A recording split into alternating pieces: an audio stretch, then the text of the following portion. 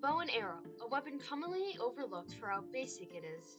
It's just a long-range weapon, Chai. What could it possibly do? Well, if you want to know that badly, that's not an invitation to talk about it, right? Well, let me tell you this. Oh, great. He's gonna be talking about bows for the next hour. The Minecraft bow was created by Notch on January 10th, 2010. To craft it, all you would need are 3 sticks and 3 string. Then you would have yourself a long-range weapon.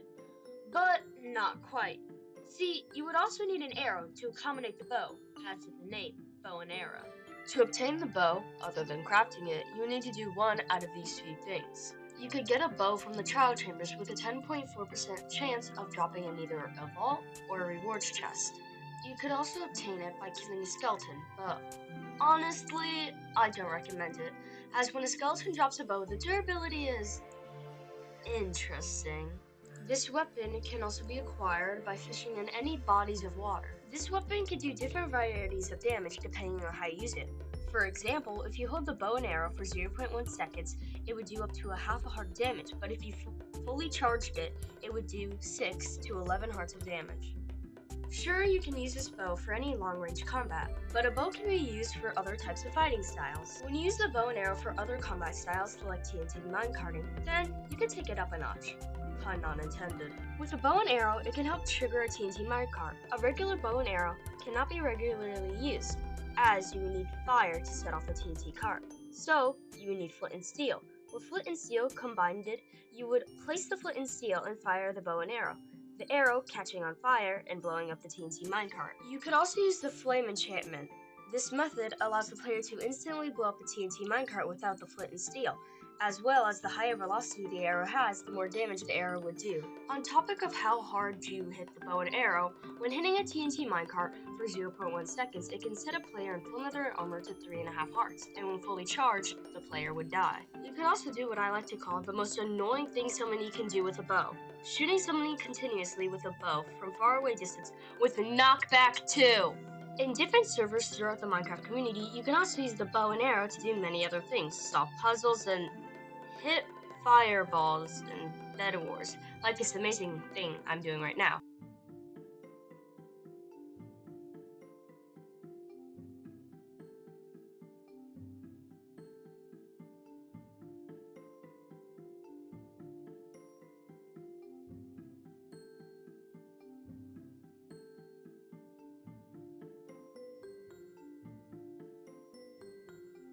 Now, the bow is an interesting weapon, but there are also many other different types of long-range weapons, such as, say, the crossbow. The crossbow is like a more cracked version of the bow. Instead of needing to hold out the bow with a crossbow, all you would have to do is charge it, then the bow would stay in place. This can be extremely helpful in terms of cart PvP and just regular axe PvP.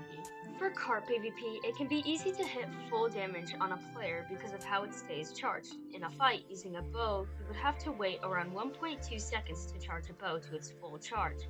But a crossbow, all you need to do is charge it before the match starts, then the arrow is locked and loaded till you use it, and it comes out fully charged. For axe PvP, you could use it as a quick way to get damage on an exposed person. They can't put their shield up. It's even quicker if you break their shield and shoot the bow immediately. Depending on the reaction time of the player, dodging it would be quite difficult, as you would not have a shield to block it. And as I said, your reaction time is focused on the shield being broken and not the crossbow being pointed straight at your face. A trident can be quite different in terms of the bows. For one, you cannot craft a trident. You can only obtain the weapon by either killing a drown, not including converted ones, or looting it from a trial chamber. Not every drown comes equipped with a trident, as in only 50% of drowns come with a trident. That's about 3 out of 20 drowns. It has an 8.5% chance of dropping a trident, but can also be increased based on how they kill it. Per se, you can kill the drown with a looting sword. The trident can also be used for going long distances, as if you enchant the trident with Riptide at any body of water that you use the trident in, you would get shot up in the direction that you threw the trident in while still holding the trident. Anyways, I want to thank you so much for watching this video. Yes, this video doesn't cover everything about these long-range weapons, but for my first v-sause video, even if you can call this a v-sause video, I'd like to say I did okay. But other than that, I want to thank you so much for watching this video, and I'll see you next time. Hopefully. Okay, that was a bit interesting, but I would never admit that to you, out of all people.